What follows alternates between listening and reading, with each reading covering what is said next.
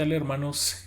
Vamos a continuar con nuestras lecciones. En esta ocasión la lección número 30, que se llama El juicio de Dios es justo. Y como veíamos en la clase anterior, vamos a estar estudiando el libro a los Romanos, escrito por el apóstol Pablo a la iglesia en Roma. Y bueno, el propósito de esta lección es afirmar pues precisamente que Dios ha de juzgar a la humanidad. Además, ha de hacerlo como su nombre lo dice, de manera justa, ¿no? Con justicia.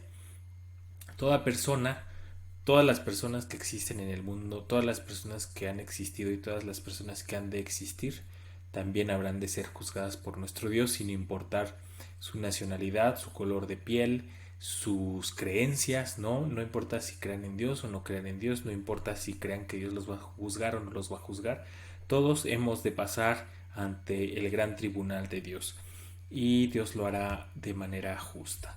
Ese es el propósito de nuestra lección y vamos a orar para empezar. Hermanos, Dios nuestro, te agradecemos este momento que nos permites tener para estudiar tu palabra y te pedimos pues que sea de bendición, que pueda ser clara para nosotros, Señor, y simplemente que me uses como instrumento en tus manos, que no sea yo quien hable, sino tú, en el nombre de Jesús. Amén. Entonces, hermanos, como vimos en la lección anterior, el tema central de la carta a los romanos es hablar acerca de la salvación de la humanidad. En aquel tiempo la humanidad, por lo menos en el mundo conocido, recordarán ustedes que había como estaba dividida como en dos grandes grupos. Las personas judías y los que no eran judíos, que eran llamados como gentiles o paganos. Entonces esas personas, aparentemente en la iglesia de Roma había como un conflicto, ¿no? Porque la iglesia de Roma pues no era judía, sino que el cristianismo había permeado la cultura romana, por así decirlo, y entonces había una iglesia romana, pero que no estaba compuesta completamente por judíos. Entonces, pues eso traía conflictos entre estos dos grupos, ¿no? En parte también este conflicto se debía a que hubo un decreto por parte del emperador, en aquel tiempo el emperador Claudio, en el que ordenó la expulsión de todos los judíos de la iglesia romana de la ciudad de Roma. Este decreto fue más o menos emitido en el año 49 y estuvo vigente alrededor de unos 6 años, es decir, hasta el año 55. Y una vez que los romanos, que los judíos pudieron ingresar después del año 55, los judíos pudieron ingresar a la iglesia de Roma, pues ustedes ya se imaginarán como que nunca falta el que dice, no, pues yo soy judío, yo soy mejor y tal, ¿no? Entonces, pues así es el contexto del asunto este en el libro de los Romanos, ¿no? Había judíos que, que se acuerdan que la clase pasada de hecho veíamos que los judíos aparentemente se creían superiores, ¿no? Hasta Pablo hacía una pregunta, ¿somos nosotros mejores por ser judíos? Entonces, pues ese es el contexto en el que están sucediendo estas cosas y vamos a estar estudiando hoy el libro de los Romanos en el capítulo 2. La clase pasada, hermanos, si ustedes recuerdan, estuvimos viendo que el apóstol Pablo a los romanos les dice que no, que el poder de Dios es salvación, que el poder de Dios es para salvación, es poder de Dios para darnos salvación a nosotros como humanos. Y entonces cabe hacer muchas preguntas. Algunas de ellas son, bueno, si el poder de Dios es para salvación, pues ¿por qué necesitamos salvación? ¿De qué nos vamos a salvar? ¿Cuáles son las condiciones o por qué se requiere la intervención de Dios para que el humano sea salvo, ¿no? Entonces, el hecho de que el apóstol Pablo diga el evangelio es poder de Dios para salvación, pues implica que podamos hacer este tipo de preguntas. El apóstol Pablo no se mete en complicaciones y simplemente responde, bueno, necesitamos la salvación de Dios simple y sencillamente porque somos seres pecadores, ¿no? Más que un acto, además podemos decir que el pecado es una conducta de rebelión en contra de Dios. Si bien es cierto que hay actos pecaminosos, el pecado, así el pecado, pues es un comportamiento que tenemos delante de Dios en el cual hemos declarado nuestra independencia y hemos dicho que nosotros podemos hacer lo que creamos conveniente sin que Dios nos lo tenga que decir, ¿no? Podemos nosotros hacer la voluntad que actuar bajo nuestra voluntad sin tener en cuenta la voluntad divina. En el texto que vamos a estudiar el día de hoy, el apóstol Pablo afirma que todo ser humano es pecador y que ninguno tiene excusa delante de Dios. Por lo tanto, como dice el versículo 1, el ser humano es inexcusable. Dice así en Romanos 2.1: por lo cual eres inexcusable, oh hombre, quien quiera que seas tú, que juzgas, pues en lo que juzgas a otro, te condenas a ti mismo, porque tú que juzgas haces lo mismo. Entonces lo que está diciendo aquí el apóstol Pablo es que la mayoría de la gente prefiere, ¿no? O tiene esta actitud de juzgar y de hecho condenar a los demás. Sin embargo, se resiste a ser juzgado o condenado de manera alguna, ¿no? O sea, es como, aquel está mal, debería sucederle eso. De hecho, es algo muy común que vemos en nuestro tiempo. La gente hoy dice, no, pues estos deberían pedir perdón por esto y por aquello. Esas actitudes son un poco de soberbia porque es como decir, yo sé lo que está bien y sé lo que está mal y él está mal, ¿no? Sin embargo, cuando se trata de que la gente los juzgue a ellos, ahí entonces sí hay cualquier tipo de excusas, ¿no? Esto explica, hermanos, por qué podemos ver el pecado ajeno, pero no el propio. El hecho de estar como así como a la defensiva, ¿no? De hecho, es como un poco juzgar a los demás, es señalar al otro para que no se señale a mí, ¿no? ¿Se acuerdan ustedes de ese texto que dice que cómo le vas a quitar la paja en el ojo ajeno si no puedes ver, ¿no? Porque tú tienes una viga en tus propios ojos, ¿no? Así es nuestro estado natural de rebelión contra Dios. De hecho, hasta tratamos, el hecho de juzgar a las demás personas es usurpar nada más y nada menos que el lugar de Dios, que es el que tiene el poder de ser un juez justo. El problema es que cuando juzgamos a otros, pues nos condenamos, ¿no? Usualmente, eh, pues nosotros reconocemos a esas actitudes que no son correctas y las reconocemos en otras personas, pero seguramente en eso que nosotros reconocemos como mal, pues nosotros también hemos llegado a caer o caímos o caeremos, ¿no? Dice el versículo 2: mas sabemos que el juicio de Dios contra los que practican tales cosas es según verdad. Pablo afirma, hermanos, que Dios condena a las personas que practican pecado. Y podemos decir que el apóstol Pablo está hablando de los pecados que enumeró en el capítulo anterior.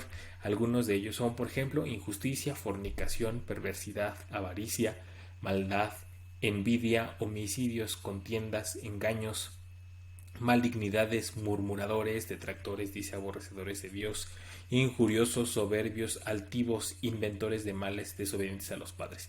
Sí, y solo tomé algunos ejemplos, pero si fuéramos analizando uno por uno y pusiéramos como un check de yo no la he regado en esto y en esto, seguramente en alguno de esos o en varios hemos caído nosotros, ¿no?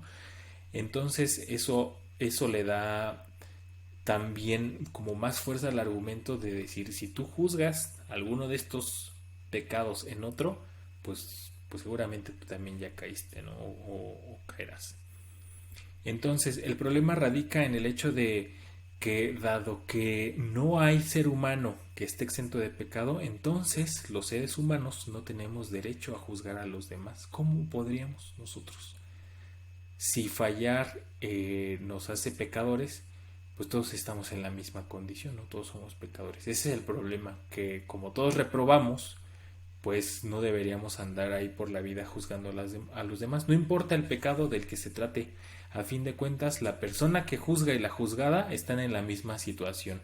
Ambas han pecado contra Dios y la consecuencia de eso es, como todos sabemos, pues el juicio de Dios, que de hecho viene en el versículo 3, que dice así: y piensas esto, oh hombre, tú que juzgas a los que tal hacen y haces lo mismo, ¿que tú escaparás al juicio de Dios?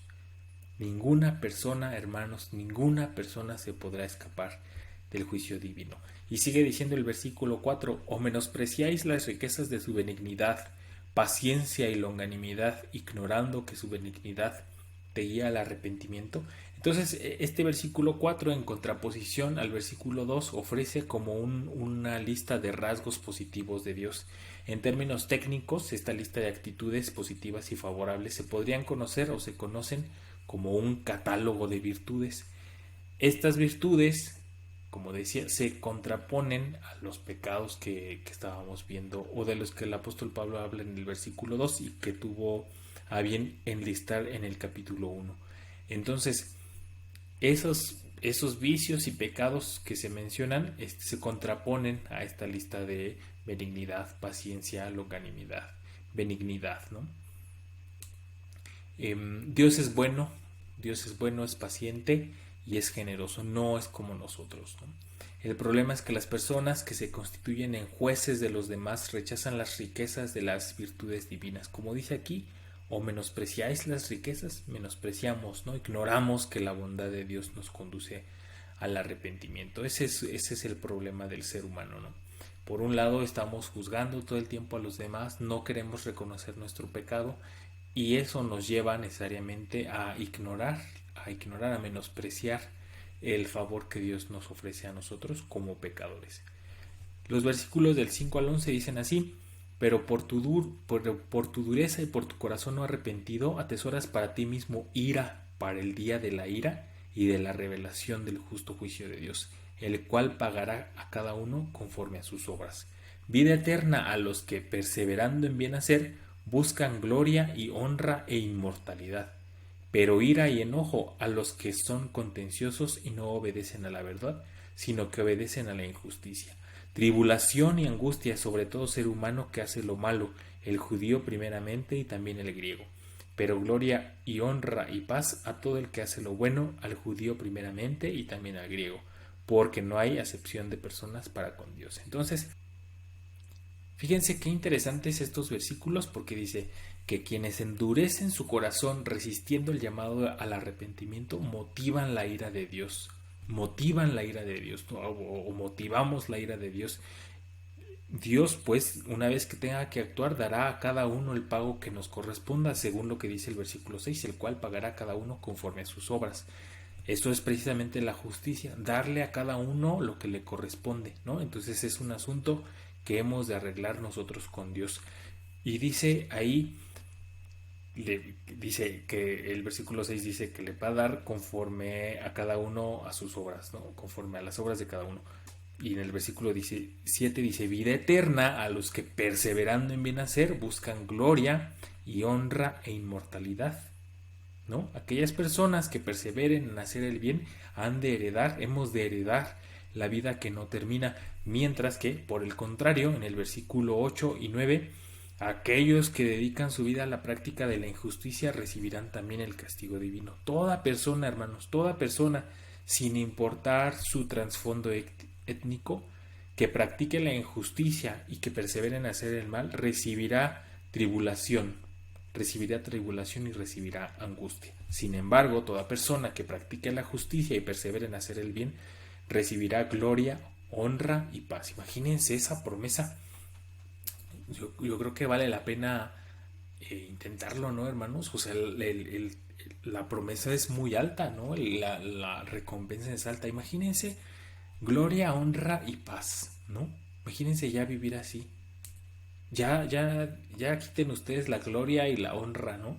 Vivir en paz ya por el resto de la eternidad, pues me parece a mí que es algo que toda persona deberíamos desear y buscar.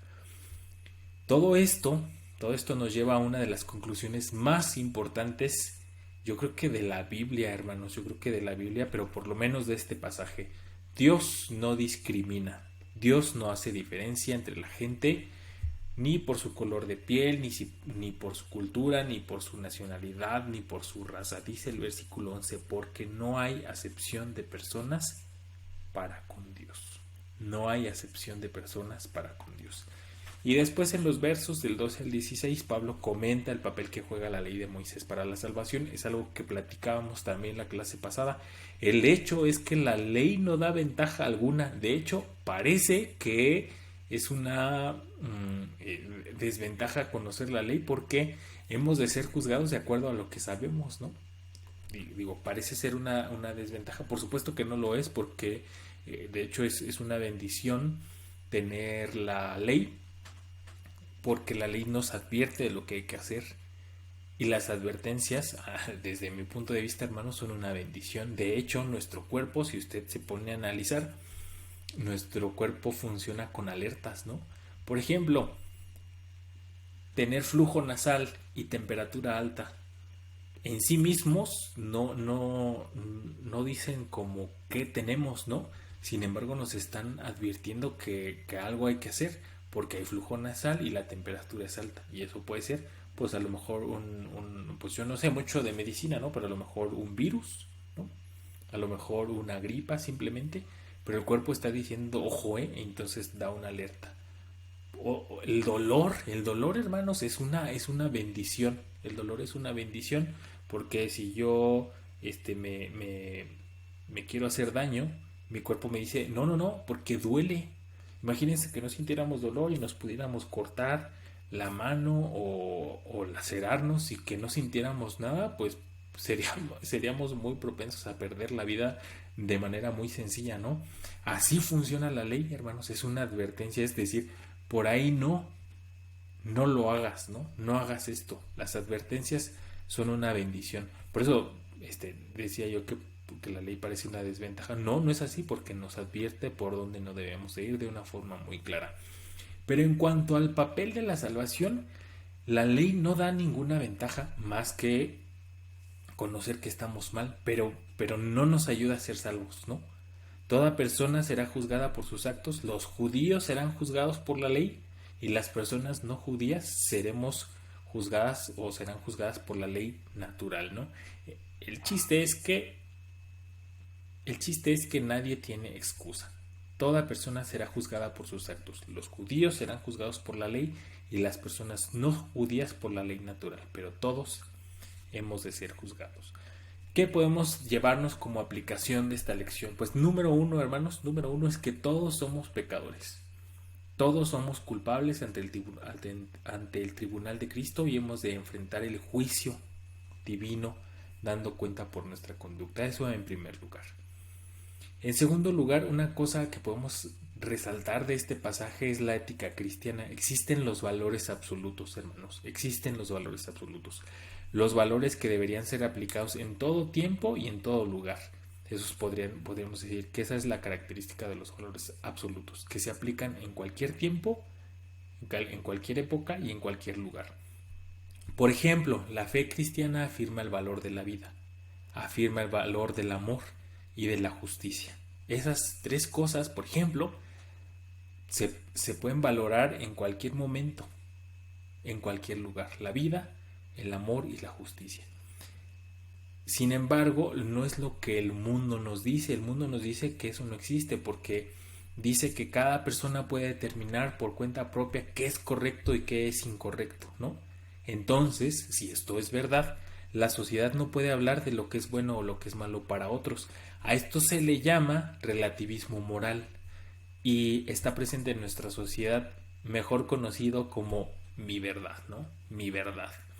De forma tal que no existen ideas ni morales, ni éticas, ni religiosas que tengan valor. Porque, pues si yo puedo decir qué está bien y qué está mal para mí, independientemente de qué está bien y qué está mal para otros, pues entonces yo podría decir, pues para mí no es importante la vida, esa es mi verdad, entonces yo puedo andar por el mundo matando gente, ¿no? O para mí la justicia no es darle a cada quien lo que le toca, la justicia es lo que yo digo, ¿no? Justo soy yo y tal, ¿no? Pues eso no, eso nos deja en un mar de confusión, ¿no? O sea, ¿cómo le damos entonces el peso a lo que es correcto y a lo incorrecto? El cristianismo valora otras cosas como la esperanza, el sacrificio, la humildad, pero sobre todas estas cosas, nuestra fe afirma la existencia de Dios, quien desea la salvación de la humanidad. Estos valores cristianos no dependen del criterio individual de cada persona. Para el creyente, para nosotros como cristianos son valores absolutos, son valores absolutos. Y finalmente también otra aplicación que vemos, hermanos, es el perdón Y aquí empezamos diciendo que todos somos pecadores, y aunque ciertamente todos somos pecadores, Dios ha provisto un plan para salvarnos. Es importante recalcar también que ese plan de salvación tiene que ver con la Trinidad. El plan de Dios viene pues precisamente de Dios el Padre, ¿no? Ejecutado por medio de Dios el Hijo y sostenido por Dios el Espíritu Santo. Entonces vemos también a estas tres personas que conforman la Trinidad en un involucramiento en este plan de salvación diseñado por Dios mismo. Es un hecho que Dios nos va a juzgar, ya dijimos eso, ¿no? Ya Dios nos va a juzgar. Esa es la mala noticia, no porque Dios sea injusto, no por el juicio per se, sino porque todos estamos reprobados. O sea, la mala noticia no es que todos hemos de ser juzgados, porque si usted y yo fuéramos inocentes, pues diríamos, hombre, pues que nos juzguen, ¿no? Si él, como dicen, el que nada debe, nada teme. Es una mala noticia porque Dios es justo y todos nosotros hemos salido reprobados desde el momento casi en el que nacemos, ¿no? O sea, somos ahí unos pecadores en potencia, ¿no? Sin embargo, la buena noticia es la que vemos en primera de Juan 2:1. Abogado fiel tenemos para con el Padre, a Jesucristo el justo. Tenemos la opción de arrepentirnos, tenemos la posibilidad de arrepentirnos de nuestros pecados y buscar la reconciliación con Dios. Por lo tanto, hermanos, si esto es verdad, podemos ver el futuro con esperanza. Se me viene a la mente aquel paralítico, ¿se acuerdan? Que no podía, pues, obviamente no podía caminar ni moverse. Y entonces Jesús le dice, tus pecados te son perdonados, ¿no? Y la gente ahí, los maestros de la ley empiezan a decir, ¿cómo se atreve a decirle que sus pecados? ¿Quién es este para perdonar pecados? Y entonces Jesús, dándose cuenta de lo que estaban pensando estas personas, les dice, ¿qué es más fácil decirle? ¿Tus pecados te son perdonados o levántate y anda, ¿no? Y entonces, pues evidentemente es más fácil decirle tus pecados te son perdonados porque, pues, ¿cómo vamos a comprobar que no se le perdonaron o que sí se le perdonaron, ¿no? Entonces la pregunta es, pues, la respuesta a esa pregunta es, pues es más fácil decir, pues no me comprometo, ¿no? Como nadie puede saber si efectivamente se le perdonaron o no los pecados, pues es más fácil decirle eso.